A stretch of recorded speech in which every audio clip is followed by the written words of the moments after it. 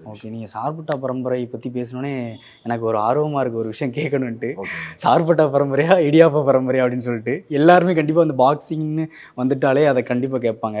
அத பத்தின உங்களுக்கு உள்ள நாலேட்ஜ் என்ன சார்? இந்த சார்பட்டா பரம்பரை, இடியாப்ப பரம்பரை இப்படிலாம் சொல்றாங்க இல்லையா? அந்த பாக்ஸிங்ல. அது வந்து பாக்ஸிங்ல வந்து ம். பார்த்தீங்கன்னா, அன்னைக்கு சென்னையில இந்த ம். ட்ரெண்ட்ல வந்து பார்த்தீங்கன்னா, இந்த 2 டிஃபரண்ட் ஃபேமிலீஸ் வந்து ம். ஆ பாக்ஸிங் பண்ணியிருக்காங்க.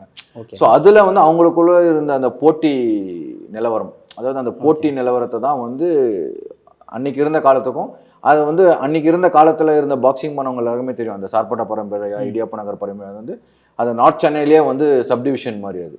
ஓகே. ஸோ அவங்க வந்து அன்னைக்கு அந்த பாக்ஸிங் ஸ்போர்ட் வந்து நல்ல ஒரு இன்டெப்த்தா பண்ணிட்டு இருந்தாங்க. But okay. அதுக்கப்புறமா வந்து காலப்போக்குல வந்து அது மறைஞ்சிருச்சு.